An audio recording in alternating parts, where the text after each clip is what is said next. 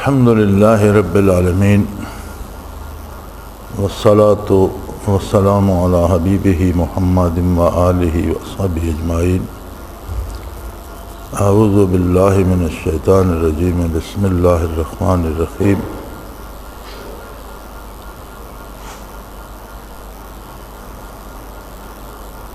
یہ ایک سوال ہے، وَمَا خَلَقْتُ الْجِنَّ وَالْإِنسَ إِلَّا لِيَعْبُدُونَ لَمْ يَطْمِثْهُنَّ إِنسٌ قَبْلَهُمْ وَلَا جَانٌ لَأَمْلَأَنَّ جَهَنَّمَ مِنَ الْجِنَّةِ وَالنَّاسِ أَجْمَعِينَ۔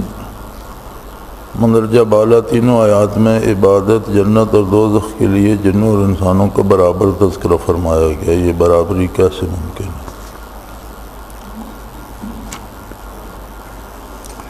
بنیادی طور پر سوال جنوں اور انسانوں کی برابری کا کیا گیا ہے۔ قرآن حکیم میں اول و آخر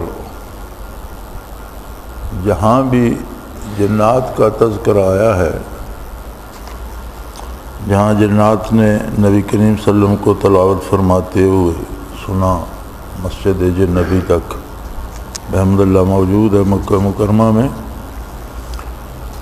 تو قرآن کریم فرماتا ہے کہ انہوں نے جا کر قوم کو بتایا کہ ہم نے اللہ کا کلام سنا ہے، اللہ کا نبی مبعوث ہوا ہے، اور بہتر ہے کہ اللہ کی اطاعت کر لو۔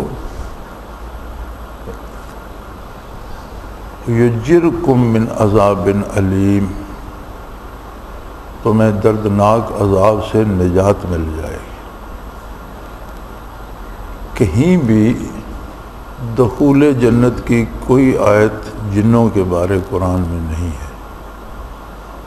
دخول جنت کی ساری آیات جہاں اعمال اور اطاعت کا حکم ہے اس کے ساتھ آتی ہیں۔ جہاں جنات کی بات ہوئی ہے کہ وہ اطاعت کریں اور عبادت کریں، تو اس میں اگر اطاعت نہ کرو گے تو جہنم میں جاؤ گے، لیکن اگر اطاعت کرو گے تو یجرکم من عذاب علیم، تمہیں اس دردناک عذاب سے بچا لیا جائے گا۔ دخول جنت کی بات نہیں ہے، اطاعت کی بات جو ہے وہ ساری مخلوق اطاعت کرتی ہے، لیکن مخلوق حکم کی اطاعت کرتی ہے، جانے بوجھے بغیر اطاعت کرتی ہے۔ حاکم کون ہے، کیسا ہے، یہ سوال کسی مخلوق میں کے دل میں پیدا ہی نہیں ہوتا، نہ کسی مخلوق کے ذہن میں آ سکتا ہے۔ ان کی سوچ سے یہ بالا تر ہے، ان کی فکر سے یہ بالا تر ہے۔ چار قسم کی مخلوق مکلف ہے۔ فرشتے، وہ بھی عبادت کرتے ہیں اور عبادت کے مکلف بھی ہیں، اطاعت کرتے ہیں۔ لا یعصون اللہ ویفعلون ما یؤمرون، کبھی اللہ کی نافرمانی نہیں کرتے اور وہی کرتے ہیں جس کا حکم دیا جاتا ہے۔ فرشتوں کے مقابلے میں ہیں شیاطین، اگرچہ شیاطین جنوں میں سے ہیں۔ ابلیس کے بارے ارشاد ہے کان من الجن ففسق عن امر ربہ، جنوں میں سے ہیں، لیکن شیطان اور ابلیس کی نسل سے جو ہیں انہیں توفیق اطاعت ہوتی نہیں، اور ان میں بہت کم خوش نصیب ہیں۔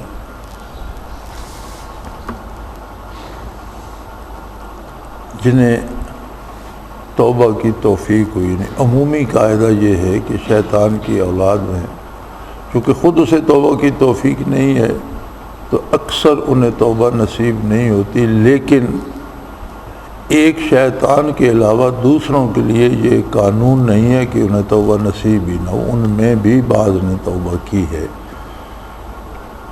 جیسے ایک جن کا واقعہ حضور اکرم صلی اللہ علیہ وسلم کی خدمت کی حاضری کا بیان فرمایا گیا ہے، مختلف کتب سیر میں ملتا ہے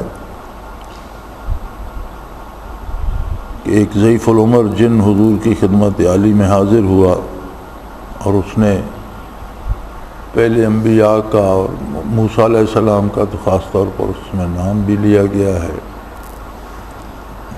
اور عیسیٰ علیہ السلام کا کہ انہوں نے سلام پیش کیا آپ کی خدمت میں اور عرض کی کہ میں ان انبیاء کی خدمت میں رہا اور انہوں نے مجھے آپ کے بارے اطلاع بھی دی جو ان کی کتابوں میں تھی، جو اللہ نے انہیں دی، اور فرمایا کہ تمہاری عمریں لمبی ہوتی ہیں، کیونکہ شیطان کو قیامت تک عمر دے دی گئی تو اس کی نسل میں بھی بہت لمبی عمریں چلتی ہیں۔ تو آپ صلی اللہ علیہ وسلم نے پوچھا کہ تمہاری اتنی لمبی عمر ہے؟ تو اس نے عرض کی یا رسول اللہ میں تو جب قابیل نے حابیل کو قتل کیا تھا اس وقت بچہ سا تھا،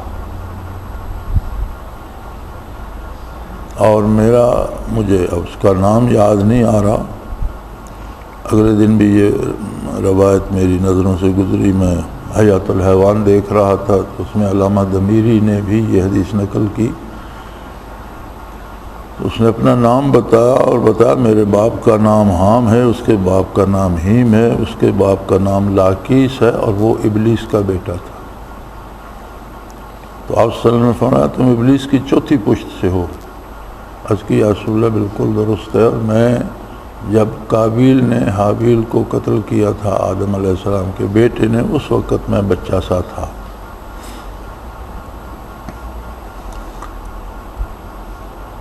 تو یہ ہیں مستثنیات، ایکسیپشنز، کہ شیطان کی اولاد میں سے بھی کسی کو توبہ کی توفیق نصیب ہو جائے، عموماً ہوتی نہیں۔ تو یہ سراپا برائی ہیں۔ اس کے علاوہ جو جن اور انسان ہیں ان کے پاس اختیار ہے کہ وہ اطاعت کریں یا نافرمانی۔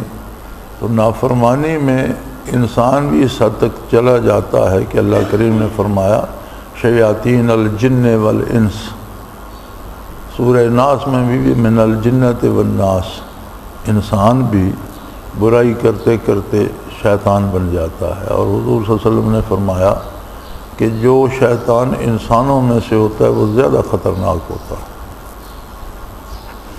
لیکن پورے قرآن کریم میں کہیں بھی جہاں اعمال پر جزا کا تذکرہ ہوا ہے وہاں جنات کے لیے جہنم کا ذکر تو ملتا ہے، جنت کا وعدہ نہیں بلکہ دوزخ سے بچائے جانے کا وعدہ ملتا ہے۔ تو اس پر جو علماء نے رائے دی ہے وہ یہ ہے کہ انسان کے علاوہ جو مخلوق ہے، فرشتوں کا تو تذکرہ چھوڑیے، نوری مخلوق ہے، اور انہیں جنت و دوزخ سے سروکار نہیں۔ جو جنت میں جن کی ڈیوٹی ہوگی وہ وہاں اپنے ذمہ داری پوری کریں گے، لیکن انہیں جنت کی نعمتوں سے حظ نصیب نہیں ہوگا، اور جن کی جہنم میں ڈیوٹی ہوگی وہ جہنم میں اپنی ذمہ داری پوری کریں گے، اور جہنم کے عذابوں سے انہیں کوئی سروکار نہیں ہوگا، کیونکہ ان میں یہ چیز ہے ہی نہیں، نہ نفس ہے، نہ کھانا پینا، نہ نیند ہے، نہ کوئی درد ہے، نہ تکلیف ہے، نہ یہ چیزیں ان میں ہیں ہی نہیں۔ ایک نوری مخلوق ہے، لیکن عبادت ان کے لیے بھی لازم ہے، اطاعت ان کے لیے بھی لازم ہے۔ شیطان نے انکار کر دیا، وہ دوسری طرف چلا گیا، پیچھے مخلوق رہ گئی اور انسانوں میں سے تو جن جو اطاعت کریں گے وہ جہنم جانے سے بچ جائیں گے، اور انسان کے اور فرشتوں کے علاوہ باقی جتنی مخلوق ہے، حساب تو حضور صلی اللہ علیہ وسلم نے فرمایا جانوروں کا بھی ہوگا۔ اگر کسی جانور نے کسی دوسرے جانور سے زیادتی کی ہے تو اسے بھی بدلہ دلایا جائے گا، بلکہ حدیث شریف میں الفاظ آتے ہیں کہ کسی بکری نے دوسری بکری کو سینگ مارا ہوگا تو اس کا بدلہ بھی دلایا جائے گا، مگر اس کے بعد ساری مخلوق فنا کر دی جائے گی، جنات بھی اور دوسری مخلوق بھی، اور انسان جو ہے اس کی روح چونکہ عالم امر سے یہ ہمیشہ باقی رہے گا۔ اور یہی بات قرآن حکیم نے بتائی کہ جن لوگوں کے جہنم جانے کا فیصلہ ہوگا وہ بڑی حسرت سے کہیں گے یا لیتنی کنت ترابا، کاش مجھے بھی آج مٹی کر دیا جاتا اور مجھے واپس عدم میں بھیج دیا جاتا۔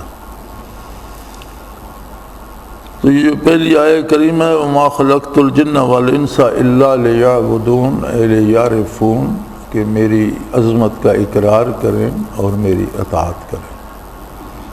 تو جہاں تک اطاعت الہی کا حکم ہے اس میں تو ساری مخلوق شامل ہے، اور اس میں جن اور انسان بھی ہیں۔ جنوں اور انسانوں کے پاس فرق یہ ہے کہ دوسری مخلوق کے علاوہ ان کے پاس اختیار ہے کہ انہوں نے اپنی مرضی سے اطاعت کرنی ہے، لیکن جن تابع ہیں ان انبیاء کے جو انسانوں میں مبعوث ہوئے۔ انسانوں سے پہلے جب جنات زمین پر آباد تھے تو اس کے بارے ارشاد ہوتا ہے، جو علماء کرام نے تفاسیر میں لکھا ہے، وہ یہ ہے کہ جب یہ بہت بگڑتے اور فساد کرتے، مزاجن ان کے مزاج میں فساد ہے، تخلیقی ان کی آگ سے ہے، تو اللہ کریم ابلیس کو فرشتوں کا لشکر دے کر بھیجتے، اور وہ جو سرکش تھے انہیں قتل کرا دیتے، جو توبہ کرتے ان کی اصلاح کر کے ان پر کوئی حاکم مقرر فرما دیتے۔ پھر کچھ عرصہ گزر جاتا، رفتہ رفتہ پھر حالات بگڑتے تو پھر یہ کام دہرایا جاتا۔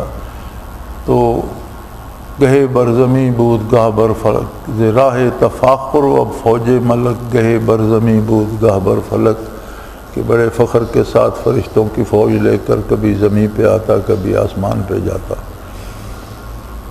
تو جن ایک ایسی مخلوق ہے جس میں نبوت نہیں ہے۔ جب انبیاء کا سلسلہ شروع ہوا تو انہیں انبیاء جو انسانوں میں سے تھے، پہلے نبی آدم علیہ السلام تھے، تو انبیاء کی اطاعت کا حکم ہوا، لیکن معرفت باری کا وہ معیار جو نبوت کے طفیل نصیب ہوتا ہے وہ جنوں کو نصیب نہیں ہے۔ باقی برکات اور باقی جو لذتیں ہیں وہ انہیں نصیب ہوتی ہیں، دنیا میں انہیں وہ لذت دی جاتی ہے، آخرت میں انہیں عذاب سے بچایا جائے گا، انعام سے نوازا جائے گا، لیکن جنت میں داخل نہیں ہوں گے اور بالآخر ختم ہو جائیں گے، بلکہ جو جہنم جائیں گے وہ بھی اپنی سزا پوری کرنے کے بعد ختم کر دیے جائیں گے۔ ان کے لیے خلود فی النار نہیں ہوگا، ہمیشہ نہیں، کیونکہ انہیں ہمیشہ رہنا ہے۔ تو آج بھی زمین پر جنات کی تعداد ہے، حدیث شریف میں بھی وارد ہے کہ انسانوں سے جنوں کی تعداد 9 گنا زیادہ ہے، اور جنوں اور انسانوں کی جو تعداد ہے ملا کر اکیلے ابلیس کی اولاد کی تعداد ان سے 9 گنا زیادہ ہے۔ یہ نبی کریم صلی اللہ علیہ وسلم نے اپنے عہد ذری میں فرمایا۔ اب 1400 سال بیت چکے ہیں، ممکن ہے جس طرح انسانوں کی نسل میں کتنا اضافہ ہو گیا، ان کی نسل میں بھی کتنا اضافہ ہوا ہوگا۔ تو یہ فرمانا کہ ما خلقت الجن والانس الا لیعبدون، جن اور انسان میں نے اپنی عبادت کے لیے پیدا کیے ہیں، لیکن عبادت جنوں کی ان کے اپنے اعتبار سے ہے، اس پر اجر یہ ہے کہ وہ اللہ کے عذاب سے بچ جائیں گے، اور بے پناہ نعمتیں زندگی کی وہ بھی استعمال کر رہے ہیں، اس کے عوض اگر اللہ کی عبادت کرتے ہیں تو انہیں معاف کر دیا جائے گا، اور اگر عبادت نہیں کرتے تو انہیں بھی سزا دی جائے گی، لیکن ان کے لیے خلود نہیں ہوگا۔ یہ دوسری آیہ مبارک جو ہے لم یطمثن انس قبلہم ولا جان، یہ جنت کی ایک مخلوق ہے حور، اس کے تذکرے میں آیا ہے سورہ رحمان میں۔ تو یہاں علماء حق نے لکھا ہے کہ یہ دنیا کے اعتبار سے کہا گیا ہے، کہ جیسے دنیا میں کہا جائے کہ کسی فلاں خاتون کو کسی بندے نے ہاتھ نہیں لگایا یا دیکھا نہیں، تو ہو سکتا ہے کہ دنیا میں بعض اوقات جن پکڑ لیتے ہیں یا جن کا اثر ہو جاتا ہے، تو اس کا رد فرمایا گیا کہ انہیں کسی انسان یا جن نے مس نہیں کیا۔ یہ باعتبار آخرت کے نہیں ہے کہ جن جنت میں جائیں گے اور انہیں حوریں عطا کی جائیں گی، ایسا نہیں ہے۔ اور لَأَمْلَأَنَّ جَهَنَّمَ مِنَ الْجِنَّةِ وَالنَّاسِ، اس میں تو کوئی استعباد ہے ہی نہیں کہ اپنے گناہ کی پاداش میں جن بھی جہنم میں جائیں گے، لیکن انسانوں اور جنوں میں جہنم میں بھی یہ فرق ہوگا کہ وہ اپنے کردار کی سزا بھگت کر جہنم سے نکال کر نابود کر دیے جائیں گے، لیکن انسان کے لیے خلود ہے، ہمیشگی ہے، اور انسان ہمیشہ ہمیشہ وہاں رہے گا۔ لہذا یہ عبادت جنت اور دوزخ میں انسان اور جن برابر نہیں ہے۔ انسانوں میں جو فضیلت نبوت کی ہے اور انسان کی روح جو عالم امر سے ہے، یہ بہت الگ فضیلت ہے انسان کی، جس میں جن اس کے ساتھ شریک نہیں ہیں، اور جن اگر اطاعت بھی کرتا ہے تو جو نعمتیں دنیا میں وہ پا رہا ہے انہی کا شکر ادا کرتا ہے، آخرت کے انعامات اس کے لیے نہیں ہیں، چونکہ اس کے لیے دائمی زندگی ہی نہیں ہے، اس کی روح عالم امر سے نہیں ہے۔ انسان اس اعتبار سے ایک ایسی مخلوق ہے جس کی نظیر دوسری مخلوق نہیں ہے۔ فرشتوں کو بھی یہ نعمت نہیں ملی کہ وہ معرفت الہی کی بات کر سکیں، یہ صرف انسان کا حصہ ہے۔ انبیاء علیہ الصلاۃ والسلام انسانوں میں سے ہوئے ہیں، اور انسان کی روح جو ہے وہ عالم امر میں سے ہے، اور عالم امر کو فنا نہیں، فنا خلق کے لیے ہے، امر اللہ کی صفت ہے، اور جس طرح اس کی ذات ابدی ہے، ہمیشہ سے ہے، ہمیشہ کے لیے، اس کی ساری صفات بھی ہمیشہ سے ہیں، ہمیشہ کے لیے ہیں، اور عالم امر جو ہے وہ صفت باری ہے۔ اب امر سے، عالم امر سے روح کو کس طرح پیدا کیا گیا؟ تو فرمایا وَمَا أُوتِيتُم مِّنَ الْعِلْمِ إِلَّا قَلِيلًا، انسانی علم اس بات کو جاننے سے قاصر ہے۔ انسان کے لیے صرف یہ بتایا گیا کہ یسألونک عن الروح، آپ صلی اللہ علیہ وسلم سے روح کے بارے سوال کرتے ہیں، قل الروح من امر ربی، انہیں فرما دیجئے کہ روح میرے اللہ کے امر سے ہے۔ وما اوتیتم من العلم الا قلیلا، کہ روح کو امر سے کس طرح بنایا گیا، یہ سوال تمہاری علم، تمہاری استعداد اور تمہارے شعور سے بالا تر ہے، لہذا فرمایا گیا کہ تم اس کو جان سکتے ہی نہیں، لہذا اس کی تفصیل نہیں ارشاد فرمائی گئی۔ تو جنات کا مکلف ہونا،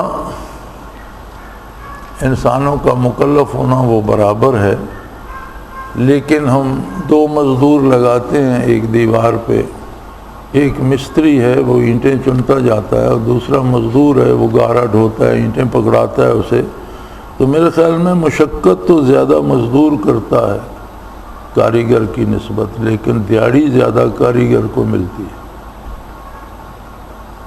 ہے نا۔ عجیب بات کہ مشقت زیادہ مزدور کے حصے میں آتی ہے، وہ گارا بناتا ہے، یا سیمنٹ بناتا ہے، یا بجری ڈھوتا ہے، اینٹیں ڈھوتا ہے، وہ کھڑا ہوتا ہے کوازہ بنا کر لکڑی کا، جو اینٹ اس نے پکڑائی اس سے اس کی اپنی، لیکن اس کے پاس ایک فن ہے وہ اینٹیں جوڑنے کا، وہ جو اجرت لیتا ہے اپنے اس کمال کی، اس فن کی لیتا ہے، مزدور کے پاس وہ فن نہیں ہے۔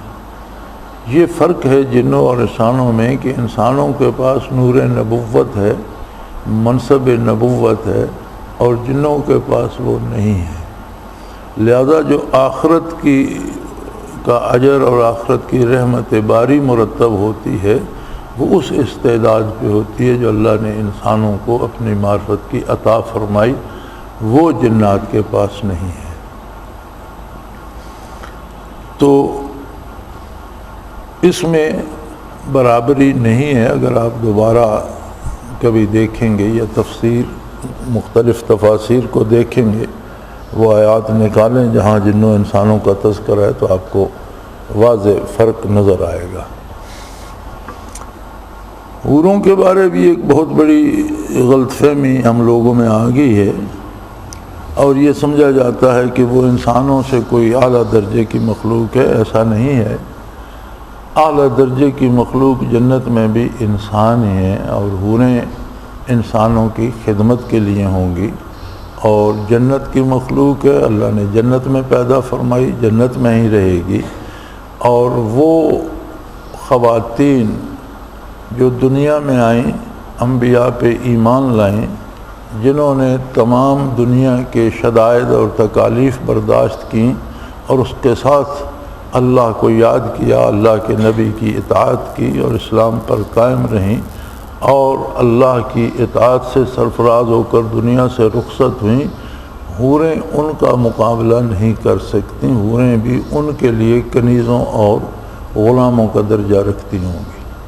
تو یہ جو ہوں گی خواتین، جو مومن خواتین جنت میں داخل ہوں گی، یہ جنت کی مالک ہوں گی، انہیں جنت عطا کی جائے گی۔ حوریں جنت میں بحیثیت خادمہ اور کنیز کے ہوں گی۔ تو اصل مالک جو ہوں گی جنت کی، جس طرح مرد ہوں گے اس طرح خواتین بھی ہوں گی۔ وہ جنت ملکیت ہوگی، مردوں کی بھی، مسلمان مردوں کی بھی، مسلمان عورتوں کی بھی۔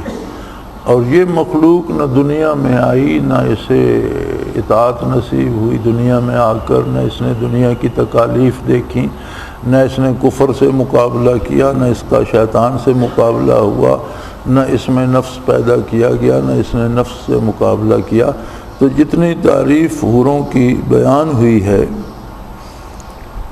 حضور صلی اللہ علیہ وسلم نے فرمایا کہ حوروں کے حسن کی بات ایسے ہے کہ اگر کوئی حور آسمان سے ایک ہتھیلی سامنے کر دے تو سورج کی روشنی ماند پڑ جائے، یا اگر آپ حور کی پنڈلی پر دیکھتے ہیں تو ہڈی اور ہڈی کے اندر گودا بھی نظر آئے گا، ایسے شفاف بدن ہوں گے۔ تو یہ اگر غلاموں اور کنیزوں کے حسن کا یہ عالم ہوگا تو عالم انسانیت میں سے جو مرد، جو خواتین جنت میں داخل ہوں گی، انہیں اس سے کہیں زیادہ حسن عطا کیا جائے، اور وہ کنیزوں اور غلاموں سے زیادہ خوبصورت، زیادہ حسین چہرے ہوں گے کہ جنت میں بھی انہیں میدان حشر میں دیدار باری نصیب ہوگا۔ ہر جنتی کو جنت میں دیدار باری سے سرفراز کیا جائے گا، اور جمال باری سے براہ راست سرفراز ہونا ان میں حسن کو بڑھاتا رہے گا۔ اور یہ نعمت انسانوں کے لیے ہے، ان لوگوں کے لیے، ان کے لیے ہے، اس مخلوق کے لیے ہے جو مکلف ٹھہری، اس زمین پہ آئی، اس کی ضروریات اسے دی گئیں، ان کا مقابلہ اس نے کیا اور اللہ کی راہ میں جہاد کیے، جانیں دیں، مالی قربانیاں دیں اور زندگی بھر اطاعت کو شعار بنایا۔ تو جو مخلوق اس امتحان سے نہیں گزری، وہ اجر میں اس کی برابری نہیں کر سکتی۔ لہذا یہ جو ایک عام خیال ہے جو پھیلا دیا گیا ہے کہ جنت میں تو خواتین کی کوئی قدر و منزلت نہیں ہوگی، حوروں کی ہوگی، حوریں خواتین کی غلام ہوں گی، کنیزیں ہوں گی، ان کا درجہ کنیزوں کا ہوگا۔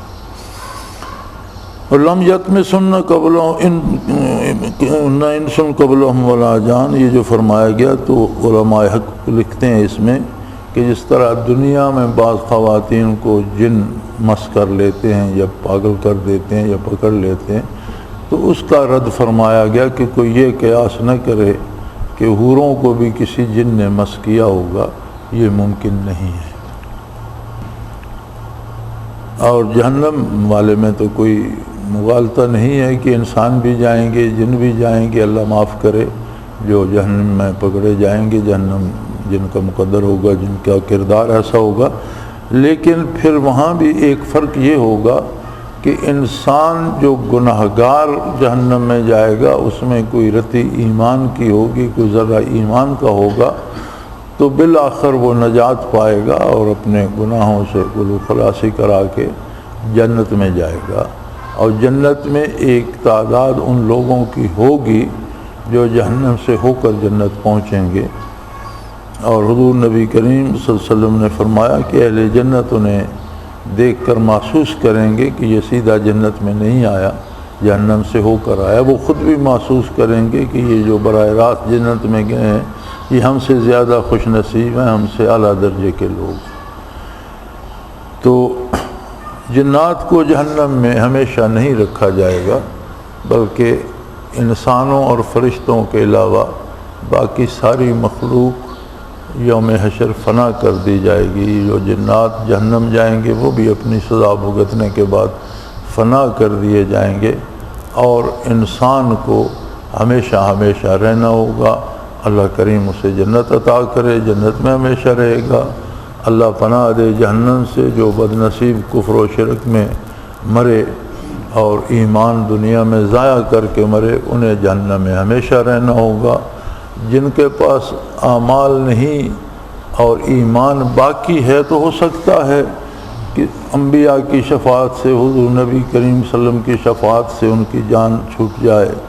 بہت سوں کے معصوم بچے بن جائیں گے، سفارشی کے بچے مومن جو فوت ہوئے، اللہ انہیں جنت جانے کا حکم دیں گے تو وہ چیخیں چلائیں گے کہ میرے ماں باپ کو بھی ساتھ کیا جائے۔ تو اگرچہ وہ گناہ گار ہوں گے، ایمان ہوگا تو اللہ ان بچوں کے تو فعل معاف کر دیں گے کہ جاؤ لے جاؤ انہیں۔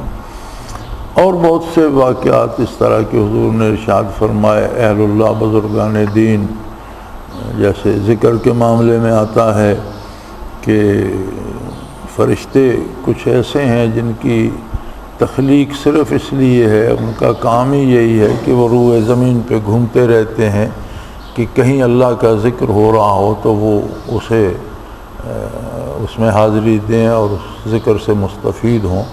تو حضور فرماتے ہیں کہ ایک فرشتہ پاتا ہے کچھ ذاکرین اللہ کا ذکر کر رہے ہیں، وہ دوسروں کو بلاتا ہے تو وہ جمع ہوتے جاتے ہیں، بتاتے جاتے ہیں دوسروں کے او اللہ کا ذکر ہو رہا ہے۔ اور اگر وہ ذکر اتنی دیر ہوتا رہتا ہے تو وہ اس طرح جمع ہوتے رہتے ہیں کہ پیچھے والے اگلوں کے آگے سے سر نکال کے کھڑے ہوتے ہیں۔ تو حدیث شریف میں آتا ہے کہ اتنے جمع ہو جاتے ہیں کہ ان کے سر آسمان کے ساتھ جا لگتے ہیں اور دیکھ رہے ہوتے ہیں محفل ذکر کو۔ اور پھر وہ بارگاہ الوہیت میں جاتے ہیں تو اللہ کریم فرماتے ہیں کہ کیا دیکھا تم نے یا اللہ، تیرے بندے تھے اور بڑے خلوص سے تیرا ذکر کر رہے تھے۔ تو ارشاد ہوتا ہے کہ گواہ رہو میں نے ان سب کو بخش دیا۔ تو کوئی فرشتہ عرض کرتا ہے کہ بار الہ، ان میں سارے تو ذاکرین نہیں تھے، صرف ذکر کے لیے نہیں آئے تھے۔ کچھ لوگ تو ایسے تھے جنہیں ان میں سے کسی سے کام تھا، اسے ملنے آئے، آگے ذکر ہو رہا تھا، وہ فارغ ہو تو بات کریں، تو اس انتظار میں وہ بھی وہاں بیٹھ کے۔ تو فرمایا میں نے ان کو بھی بخش دیا۔ بخاری شریف میں آتا ہے ہم قوم لا یشکا جلیسہم، اسی واقعہ کے آخر میں آتا ہے کہ یہ ایسے لوگ ہیں، ہم قوم اللہ کا ذکر کرنے والے لوگ ایک ایسی قوم ہے، لا یشکا جلیسہم، کہ جن کے پاس بیٹھنے والا بھی بدبخت نہیں رہتا۔ تو یہ فرق ہے بنیادی طور پر انسانوں اور جنوں میں۔ اب اطاعت تو ساری مخلوق کرتی ہے، لیکن انسان کی اطاعت کا اپنا درجہ ہے، جنوں کی اطاعت کا اپنا درجہ، اور باقی جو مخلوق ہے اس کی اطاعت کا اپنا درجہ۔ ذکر بھی ساری مخلوق کرتی ہے۔ ام من شیء الا یسبح بحمدہ، یعنی کوئی ایسی چیز نہیں ہے جو اللہ کا ذکر نہیں کرتی۔ تو اس سے مفہوم یہ اخذ ہوتا ہے کہ دنیا میں جتنی مخلوق ہے جو ذکر نہیں کرتی وہ باقی نہیں رہتی۔ ام من شیء، کوئی ایسی چیز نہیں ہے، الا یسبح بحمدہ، جو اللہ کی تسبیح نہ کرتی ہو۔ اس کا مطلب ہے ہر ذرہ، ہر پتا، ہر قطرہ، ہر جھونکا، ہر تنکا، ہر پھول، ہر کلی، ہر چیز اللہ کا ذکر کرتی ہے۔ گویا دنیا میں جو کچھ باقی ہے ذکر کے تو فعل باقی ہے، اور جو چیز دریا غافل ہوتا ہے تو خشک ہو جاتا ہے، پہاڑ غافل ہوتا ہے تو گر جاتا ہے، اور زمین غافل ہوتی ہے تو پھٹ جاتی ہے، جس جگہ سے لاوے ابل پڑتے ہیں، عذاب الہی وارد ہو جاتا ہے۔ تو بقا کا سبب ہی ذکر الہی ہے کائنات کے ہر ذرے کا، لیکن ان ذرات کا، ان ہواؤں کا، اس بارش کا، ان پہاڑوں کا ذکر اپنی جگہ۔ انسان جب کرتا ہے تو ہیں تو ذکر میں تو سارے قدرے مشترک ہیں، لیکن اس کا ذکر اپنی جگہ ہے، وہ اس کا احساس اپنا ہے، اس کا ادراک اپنا ہے، اس کی استعداد اپنی ہے، اس کی مشکلات بھی اپنی ہیں، اور ان سب کو بھگت کر، جھیل کر، ان سے نکل کر وہ اللہ کو یاد کرتا ہے۔ اس کی کیفیت اپنی ہے، اس کا اجر اپنا مرتب ہوگا۔ دوسری مخلوق کا، اب جو یہ ذرات تک ذکر کرتے ہیں تو ان کا اجر یہ ہے کہ اس ذکر کے تو فعل وہ باقی ہیں، ذکر چھوڑ دیں گے تو فنا ہو جائیں گے۔ یہی ان کا اجر ہے کہ انہیں دنیا میں بقا نصیب ہے جب تک وہ ذاکر ہیں۔ تو ہر ایک کا اپنا اپنا مقام ہے، کام کا بھی، اطاعت کا بھی، عبادت کا بھی، اور اس حیثیت کے مطابق اس پر اجر بھی مرتب ہوتا ہے۔ وآخر دعوانا ان الحمد للہ رب العالمین۔